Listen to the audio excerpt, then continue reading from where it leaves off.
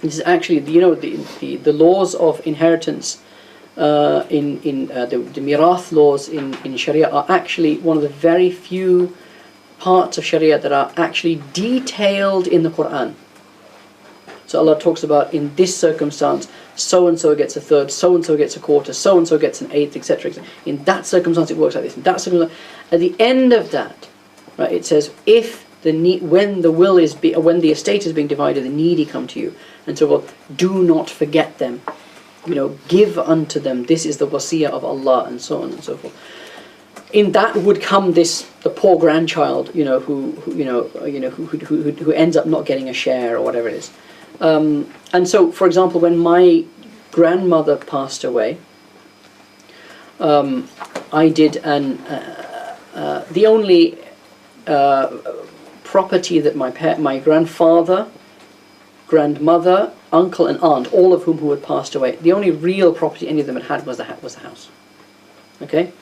And what I did when my grandmother passed away, my grandfather had passed away 15 years before that, maybe longer than that, yeah? And he hadn't left a will. People don't leave wills. He hadn't left a will, but it was the house, you know? And he wanted the house to go to his family, yeah? Then my uncle passed away, then my aunt passed away, then my uncle passed away, and then my grandmother passed away, and at that point the decision is taken to sell the house. Okay? So my family went to the Jamiat al-Ulama in South Africa and said, look, this is the thing, but this person hasn't left a will, this person hasn't left. And what they were told is they're sinful, sinful, sinful, and your granny's estate is divided like this. Done. Yeah? And then I came down and I could make life difficult. And I went, no! We're going to start again from the beginning, and we're going to start with my grandfather. I did the grandfather's one. Then, and of that, my aunt would have inherited something. Then my aunt passed away. She would have her inheritance would have been this person, that person, that person, that person. Then my uncle passed away, his inheritance would have been that person, that person, that person. Then my grandmother passed away, her inheritance would have been boom. And I think the eventual fraction that we came to was a figure out of something like 26,740. It was X over 26,740. Yeah? But what it meant was that now the value of the house is shared out among virtually all the remaining family. The grandchildren who otherwise would have been left out were no longer left out. You know, it was a much more even distribution and so forth. And I said to them, I'd come down for my granny's funeral, obviously, and I'd done it. I still remember it was. I wrote it down on those polystyrene plates. Yeah, I was sitting at the kitchen table. And I wrote it out on the polystyrene plate. Yeah, and I said, my brother was there. I said, write this out properly, nicely and neatly. Yeah. And take it to the Jamiat. Yeah, and they took it back to the Jamiat al-Ulama, and they looked at it and kind of went, I said, take it to make sure it's checked. I'm doing it on the back of literally on the back of a napkin. Yeah, please take it back to them and make sure it's all correct. They looked at it and kind of went, this is too complicated. This is far too complicated. And so, but I said to them, just ignore them and just do it this way. So they did it that way. Even with that, what happened was that each of the brothers, so my father, my uncle, my two remaining uncles, gave part of their inheritance to my auntie and to my uncle who had passed away, to his wife. So to my auntie-in-law, right? Just to even things out. But I told them, you can do it, but you can only do it after you've received your share. Because that is money or something that God has entitled you to. Once you have it, do what you like with it. Yeah? But you've got to go through those steps. What you can't do is say to your one successful child who is a kind of I'm not going to say neurosurgeon because it'll be NHS salaries anyway, who is an investment banker, and the other one who is a struggling artist, and who both inherit exactly the same amount. But to say to successful daughter, it wouldn't be a daughter, it wouldn't be a son, let's be honest, a successful daughter, to say, well, you're entitled to this much, but you better give it to your brother, because he's struggling. No, you cannot do that. That is haram. You can ask, you can make your wishes known, but you can't put pressure on that person to do it, because that is their entitlement. Okay? Alright, so that was your two questions. sorry. Oh, there was another question. So you know, then that's You can have mine. Your in-laws, Sorry. £30,000. Now, sorry, before that, the other question that you asked was about if the relationship, if the nature of the ownership of the house between husband and wife is a formal partnership. Okay? So that is to say, now there's a difference, please understand the difference, this is in Sharia, the difference between a partnership and co-ownership. These are two different things. Co-ownership is you own 50%, I own 50%. Okay? Which means that chair is mine, that chair is yours. That bedroom is mine, that bedroom is yours. That's what co-ownership means. You can divide it. Partnership is we both equally own the entire place. Partnership has, I would have to check, there is a different ruling for how assets that you own in partnership are divided upon death. Okay?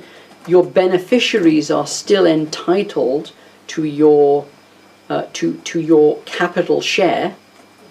Okay? But what happens is they effectively become forced partners in the business or in the company. Yeah, and then have to be bought out effectively. Or they may say, I want to sell my so a house is, the ownership of a house can be a partnership, but let's say a business, right? And you and Atif, let's say you run the business together, you are partners in the business.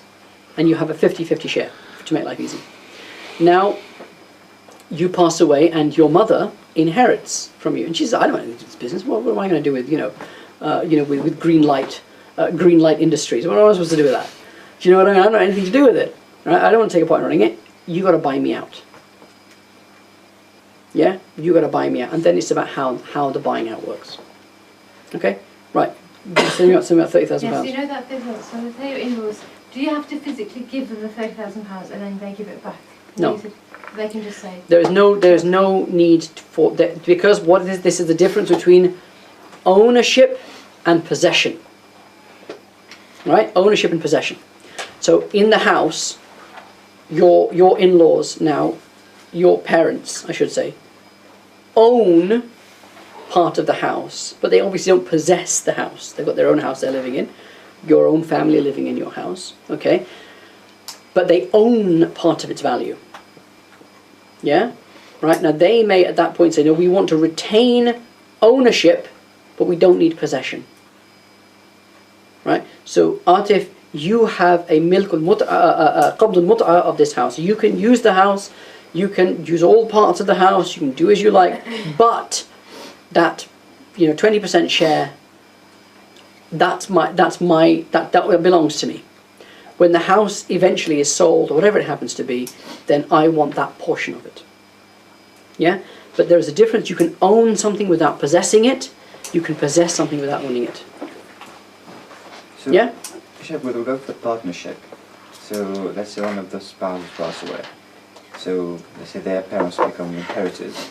But then the parents are 100% owners as well as the other spouse. They can't ask for a buyout because the other person is also 100%. Technically have a property which they can't do anything about. No, what 100% ownership means, when two people own 100% of the property, it means that you can't take a decision about any single thing in that, of the capital wealth of that partnership without the acquiescence of everyone who owns a share in it. So let's say we own this classroom.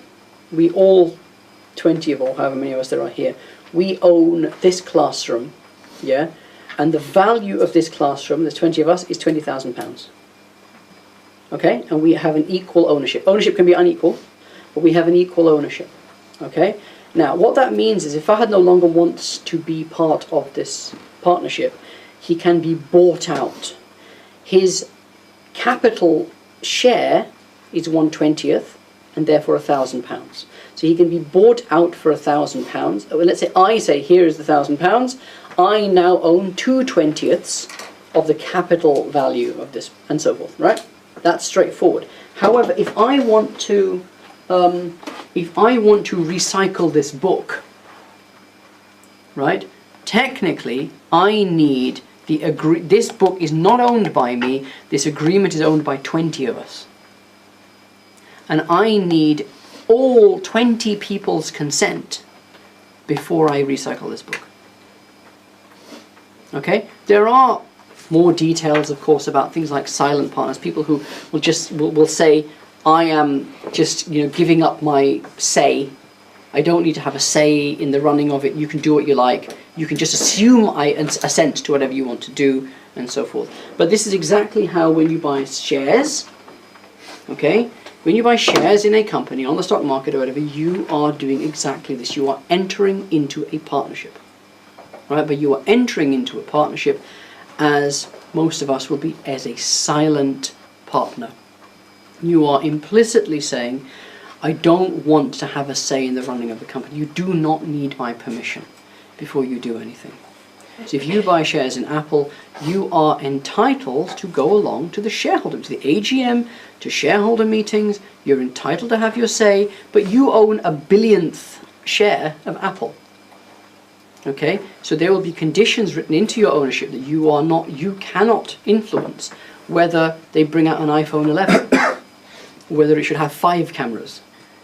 Do you know what I mean? You're entitled to your point of view, but the business will not be stopped running because of that. However, if you are a 20% shareholder, if you are a 40% shareholder, things become different.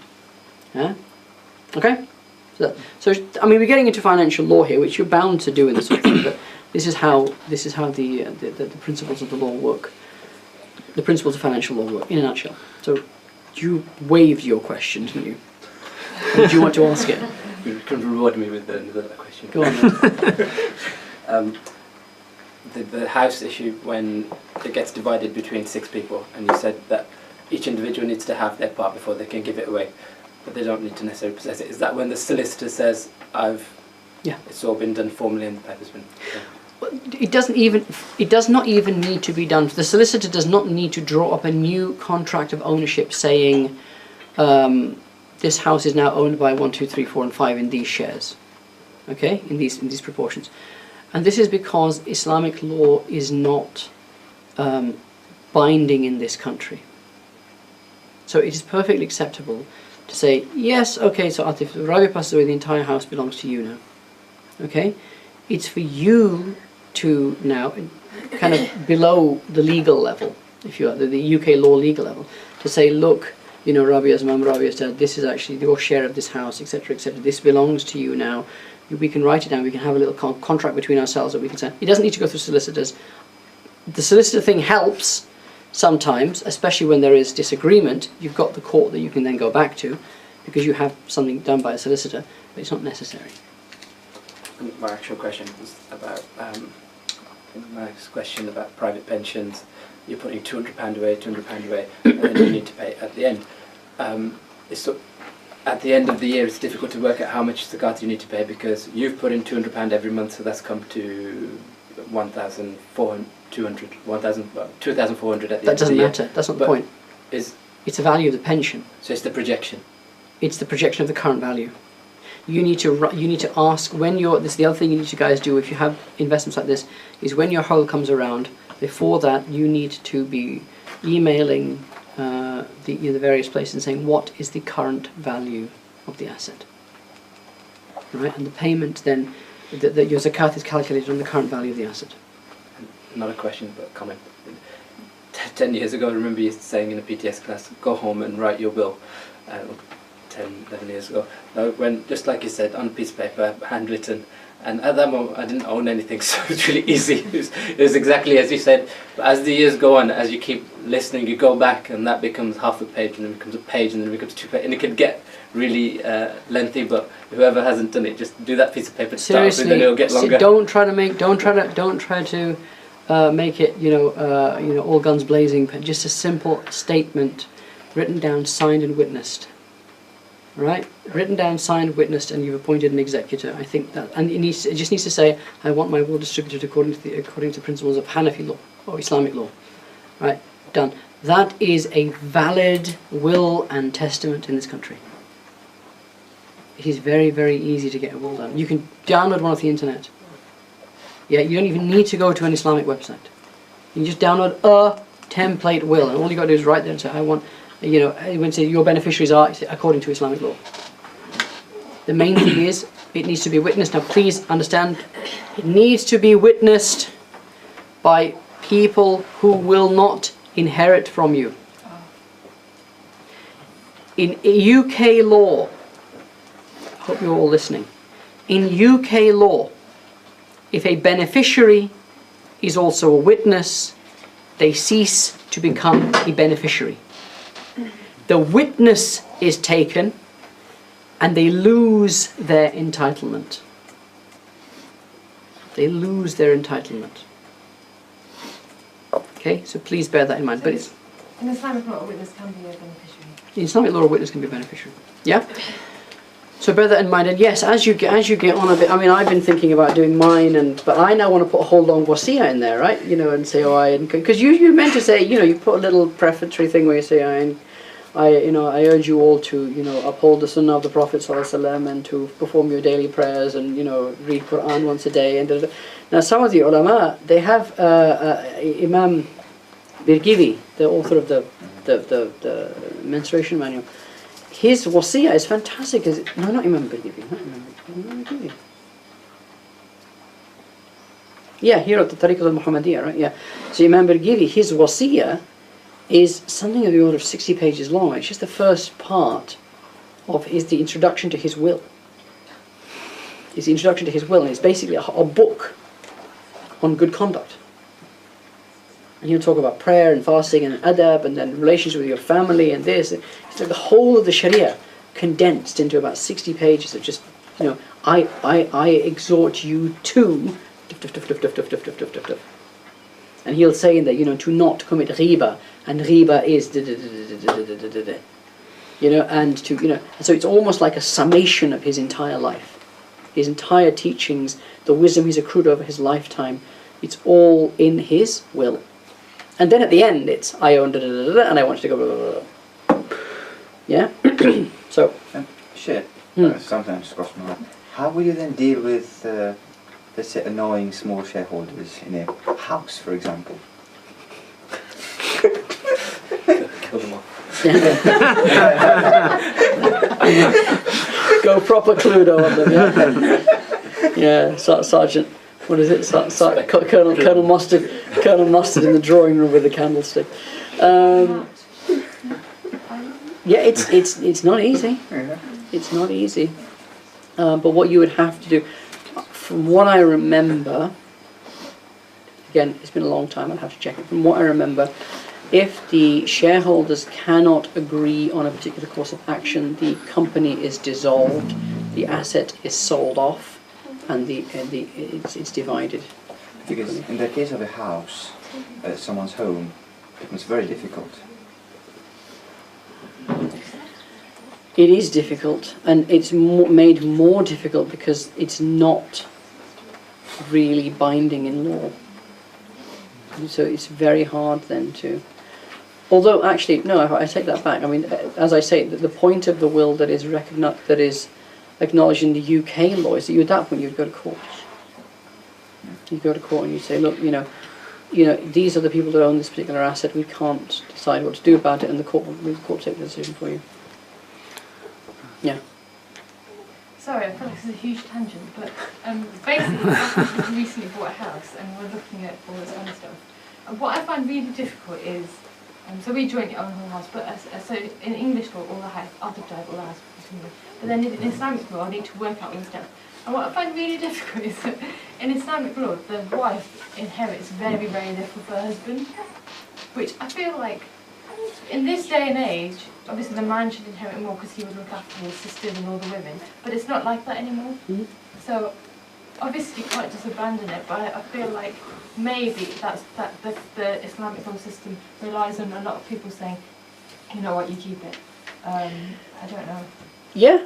But I do feel. I know you don't need to. You don't need to rely. I get what you're saying, and you know. Say if I died, I think like there'd be loads of people that like owe money to.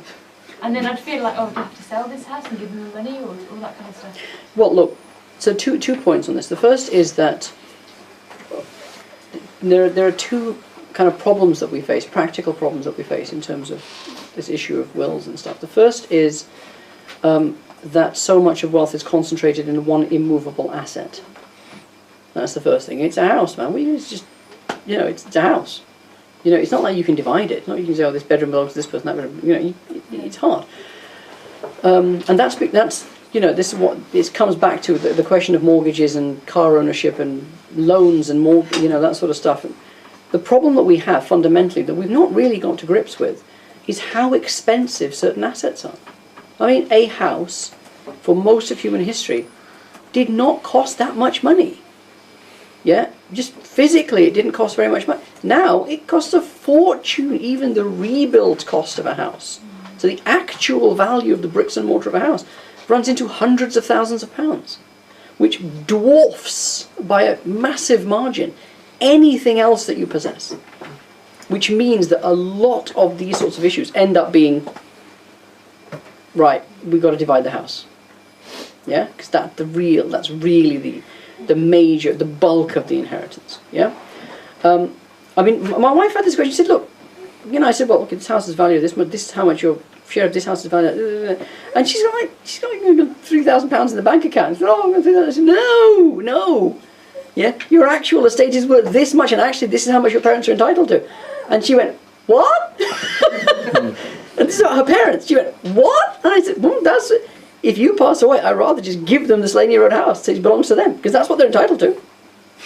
And she only went, "Huh?" I said, "Well, that's how the way it is."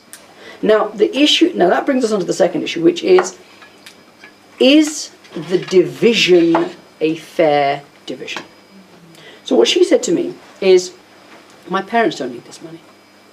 I want it to go to my children. Yeah, I want my children to get on my parents. Yeah, they're at the end of their lives. My children are at the beginning of their lives. Yeah, and she said, "Look," and I said to her, "Look, Allah actually says this in the Quran: آباؤكم وأبناؤكم لا تدرون أيكم أقرب لكم نفعا."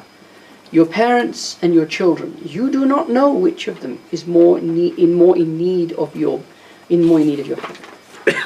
Yeah, these questions always arise, right?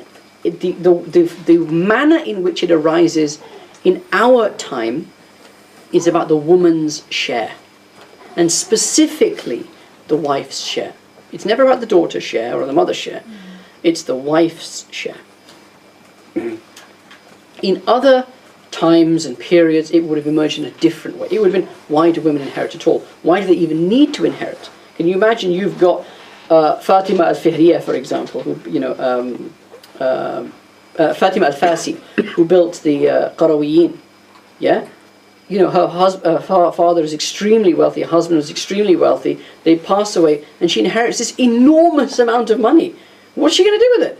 People would have thought, what, so much? Like $1 million, it's like she's inherited kind of £10 million. What's she going to do with it?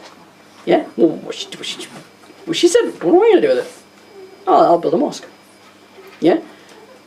The question would have been, why does this woman need to inherit so much? We look after them, we do everything for them. Why do they need to get any money at all? Yeah? Or, why do my parents get it? Why don't my children get it? Or why do my children get it? Why don't my parents get it? You'll always get these sorts of things. The wife issue specifically, okay, there are two ways to deal with whether the wife gets enough. Because there's fair, and then there is enough. Fair, we say fair is what Allah has decreed. Enough is about, well, actually, given that she is now working, she is looking after her. She's not going to get married again. There isn't going to be anyone to look after her, and so forth. What now happens? Well, the first thing to understand is that for minor children, the wife can be appointed as the executor or the guardian of the children's wealth. So, let's take your case, for example. So you, if Atif passed away, would inherit 1/8 of whatever Atif's estate is. The kids, the three boys, isn't it? No, 3 boys, two boys and 1 girl, would inherit the bulk of of that estate. Probably about 3/4 of the estate would be inherited by the children. Okay, but those children are minor children. Yeah, they are minor children. they cannot utilize the wealth themselves, what would happen? It would go to the guardian. The guardian could be appointed as you. That wealth effectively then comes to you. And when you are buying your groceries and this and a car and what, you're not buying it for yourself. You are buying it for yourself and for the use of your children and etc. etc. etc. So actually, the wife actually ends up having control of a larger proportion of the estate, okay, than is actually her ownership. So she possesses a lot more than 1/8 of the estate, although she may only own 1/8 of the estate, okay? But because you are spending it in terms of so you are allowed to spend, if your children now end up owning £50,000 each, for example, you will, when you are buying a new car, you know, in your mind, I mean, you wouldn't do this on paper, but in your mind, you would say, well, actually, I'm going to take £5,000 from each of the 3 kids, plus £5,000 of mine, and buy a £20,000 car. Yeah? And so forth. That's the first one. The second is that you, in life, divide the assets, which you guys have done. Right? So the notion of pure community of property only exists in Islamic law in terms of partnerships, formal partnerships. Other than that, it is understood that each person possesses their own wealth. Atif's money is Atif's money, your money is your money. Okay? The difference is that you have a claim over some of Atif's money, which is the nafaqah. Your children have a claim over some of his money, which is nafaqah and maintenance stuff, but nobody has a claim over yours. Alright? But the wealth is considered separately. So what I advise people in such circumstances, be clear on how you are dividing, how the shares of that house are divided, which is where this whole question came from. How is the house, who actually owns that house? Who actually owns that car? Okay, and in what proportion? Okay, so my father, when I was discussing this with him, and he said, well, look, I know you look after your mum, but the thing is, I can't get this thing that she only gets 1/8 of the house and that kind of stuff. I said, no, that's very simple. What you do is, right now, this minute, in front of me and my brother, we are your 2 witnesses, and you say, this house is owned 50-50 between me and your mum. Right, now, if you pass away, only 50% of that house is divided, of which mum gets 1/8. Okay, so mum actually now, at your death, will own 5/8 of the house, not 1/8 of the house. The third mechanism, which is slightly more controversial, is that you charge for your time. Right, you charge for your time, and there is within the law, I kid you not, there is within the law a mechanism, certainly you find this in the Maliki works, that a wife can go to court and say, I made khidmat of this man for 20 years. After he dies. After, before, even before. You can do it before as well. If I'm not at class next week, does somebody come around and just check on the line? So you can say, I've done khidmat of this man for 20 years, right? The value of the khidmat I have, had I not done it, had I not cleaned the house and cooked the food, he would have had to hire a cook, he would have had to hire a cleaner, minimum wage, whatever it is, and this is how much he would have had to have paid me if I had charged him. I am claiming that part of the estate. Yeah. Now that's a bit of a nuclear option, but it is something that the law has, and of course you can claim as much or as little of that as you want to. Of course, you can say, well, 50% of the work I did was khidmah for free, but I want to be paid out of his estate for the other. It's effectively wages that are accrued to me. What's the hourly rate? Yeah. I said minimum wage, right? But you can actually put it. A husband and wife can put into the will. Yeah, that when I pass away, I owe my wife £100,000 for all the khidmah that she has done to me. All the khidmah she has done for me over the years. That money, as long as it is less than 1/3 of the estate, because the debt cannot be more than a third, cannot be paid out of more than a third of the estate. As long as it is less than a third of the estate, it is a debt and it is payable. And debts to men, or humans, are payable before debts to God. Okay? So there are the law has mechanisms that can allow for this, for a bit of legal jiggery pokery, to bring about more equity, even within the fixed shares. Yeah, and all of these are the Hanafis would consider this to be a hila, and a hila is, I really don't like the it's a legal stratagem. Okay, and it is a form of istihsan in the Hanafi school. So it's a kind of subtle legal reasoning, effectively. So you effectively utilize the mechanisms of the law that are permissible in law in order to bring about not the default outcome, but an outcome that is manifestly fairer. It's what I did with my grandmother's estate, because it was, well, my cousins whose parents had passed away, they weren't going to inherit anything at all. You know what I mean? And they were the ones who could really have done with the money. And I said, okay, well, the way around this is you go back to my grandfather's time, we divide it according to Islamic law there, then we divide this, then we divide this, then we divide that, and then you get this equity. This is called a hila, a legal stratagem. Now you can the ruling in the Hanafi school on the use of hilas is that a hila can be used to bring about a mafsada or a maslaha. Okay? A legal stratagem, a legal loophole, can be used to bring about manifest harm or manifest benefit. In the Hanafi school, the usage of a legal stratagem to bring about manifest harm is haram. The usage to bring about a manifest benefit is halal and even recommended. Yeah, so this is where in my shedding light on the dawn, the thing that I've got this very complicated way of calculating the Isha time. How you go about calculating the Isha time is the use of a legal hila.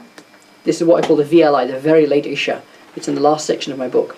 How to deal with very late Isha. Isha that is come after midnight and stuff. And I've used a legal stratagem to ensure that the Isha time never goes beyond about 11:15. Okay? And that is the use of a legal stratagem in order to bring about a manifest benefit, rather than to bring about a harm. The other thing I mentioned about that was, for example, that what do you do about Taraweeh in Ramadan? If Isha is only 11 o'clock, oh my God, we're only going to end up finishing Taraweeh at 1 o'clock in the morning. Yeah? And my response was, then don't do Taraweeh, but instead read 20 rakats of Awabin. This is one option. I gave up 4 options, but one of them was 20 rakats of Awabin, i.e. in Maghrib time, just before Isha. Read 20 rakats of Awabin in congregation, in which you recite the whole of the Quran, in which you do your whole juz of Quran. Then read your Isha. And then if people want to do Taraweeh after that, it's Sunnah. They can read the Taraweeh or not. Yeah, so that's again the use of a legal stratagem in order to relieve a hardship or bring about a manifest benefit. So there are stratagems of what unfortunately happens a lot of the time. And Rabia, why you ask the question? Many women ask this question, right? Is that you get a manifestly unfair outcome sometimes, in the sense that a wife who has no possibility of marrying again, it's difficult enough to get married full stop, forget about marrying again, yeah, who has worked her rear end off for 30, 40 years, is effectively, inverted commas, screwed out of what she's entitled to, yeah. But that is something that is remediable with other mechanisms of the law, which are as valid, but just not as obvious. They need you to think about, okay, how do I entail an equitable outcome here? And you guys can stick that in the will. Yeah, I have got in my will. Yeah, in my will, a section that says if I predecease my wife, then if she desires it, Yeah, if she desires to be paid for the khidmah she has made for me in my life, she is entitled to X amount. It's in my estate. Yeah? 3 pages now. This week. Sorry, I think your scrap of paper is going to get a bit longer. Guys, sorry, well, we didn't do much Ghazali today, but... Sheikh, on the khidmah issue. Yeah. No, don't worry, we're here, let's talk about... Get it down to 2.5 pages, come on. Can a man also ask for the non-necessary stuff? He's glorying it back. The point is, so let's talk about, let's talk a little, because, you know, these are hopefully important discussions to have, but the basis of this is that is founded on the notion that a lot of what the normal duties of a wife towards a husband, cooking, cleaning, all that stuff, are only if they are obligated at all, they are only obligated by urf, by custom. So it is, you know, why does the wife have to cook supper?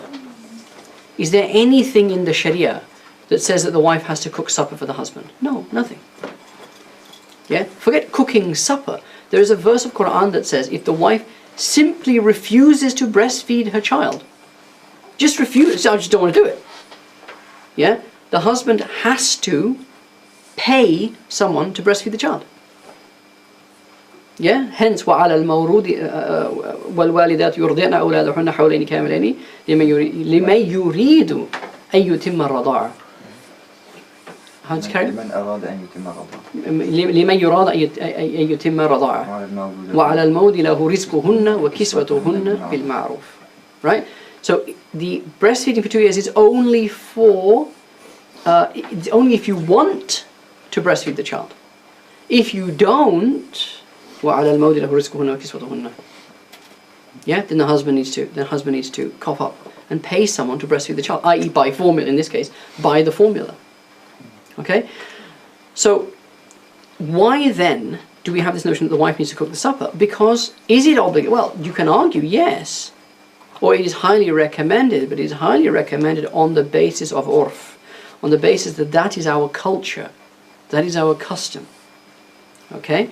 But would that customary practice be binding in a law if a wife said, well, I didn't have to do this, but I did it, yeah, and now I want to be compensated for, because I could have been doing other things, I could have started my business from home, I could have done all sorts of stuff, but instead I was cooking the supper, yeah, I was doing some education for home education for the children, you know, I didn't have to do any of that stuff. That would return to urf, and it would return to the fatwa of a qadi, obviously, and in a circumstance, a custom, a culture where it is understood that this is the role of the wife, this is what the wife does. The qadi is perfectly within his rights to say, don't be silly. This is wajib bil urf. This is mandatory upon you by urf to do this. In our circumstance, it is much less so. Women do go out and work. Yeah, you've got nursery, you've got play schools, you've got all these sorts of things. It is no longer the urf of the United Kingdom that the entire responsibility for the upkeep of the house and the raising of the children is still recommended, yeah, but it is much less obligatory, and therefore a Muslim judge in this country dealing with a family law dispute would have less grounds to say, well, the culture of the Mirpuris is that the wife makes 4 rotis every day, and that is just part of her role as a wife. Yeah, you can say, well, I may be Mirpuri by descent, yeah, but I am British in upbringing, right? And I do not have the urf of my grandmother. I have a different urf. And because of that, I want to be compensated. And then it becomes a slightly different question. Now, in terms of what the husband may claim from the estate of his wife, what is the husband claiming for? Now, the husband can't say, because I maintained it. That's wajib by Sharia, not wajib by urf. That's wajib by Sharia. Yeah? The husband may say, the argument may be, well, actually, I only formally needed to provide her with 2 dresses. One to wash and one to wear. But I bought her a whole wardrobe. Right? But the difference is that is stuff that you bought for her. It's not service that you did for her. If you were to say, okay, look, when she was sick, I looked after her. I could have not looked after her, right? I did. Yeah, okay. But you can see it's much less. It's a lot less tangible from the husband to the wife, because generally speaking, a will is a financial thing. The financial upkeep of your family is the primary duty of the husband. Yeah? What is that verse?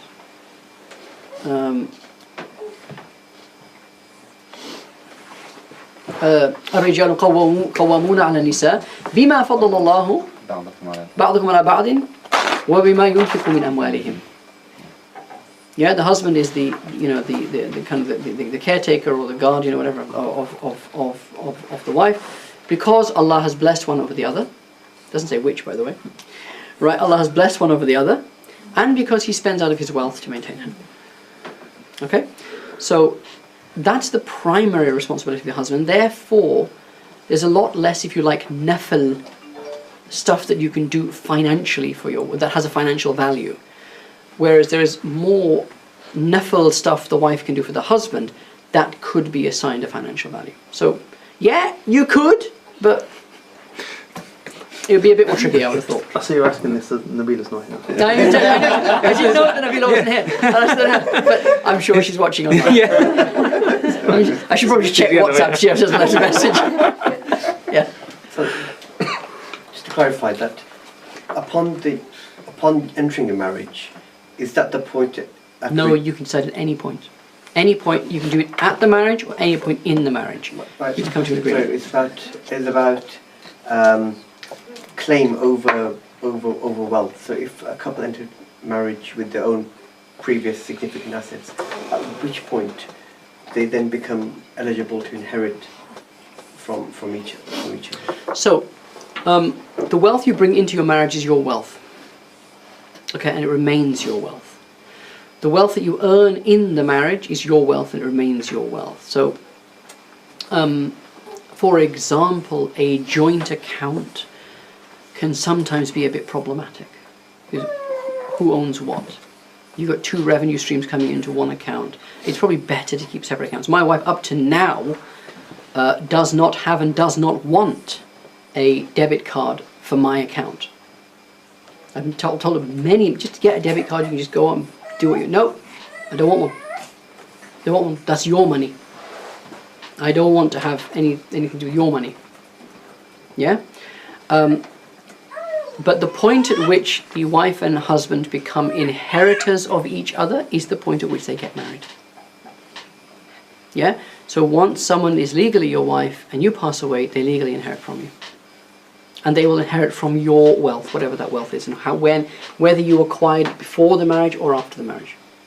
Yeah? And the point at which they lose the ability to inherit from you is, and I can't remember again, I think it is the end of the iddah. At the end of their iddah. Yeah? Or at death they obviously inherit from you. Okay? Sorry, there's no Ghazali in that at all, but there we are. Just quickly bringing it back to zakat. Yes. So back to zakat. on the zakat yes. question. Let's end with zakat. So, if a relative had some land, Come. a relative wanted to basically sell some land. Class is not finished. Yeah? So a relative had some land in Pakistan, and wanted to sell that. Didn't get the opportunity, but passed away before then. Is that the amount, the cost of the land? Is that zakatable? Right. So if you own an asset, that is something that you're using that you don't merely have for the purpose of. But they don't use it because they live in here. But you don't have. So there are assets that are zakatable. There are assets. There are assets that are zakatable and those that are not zakatable.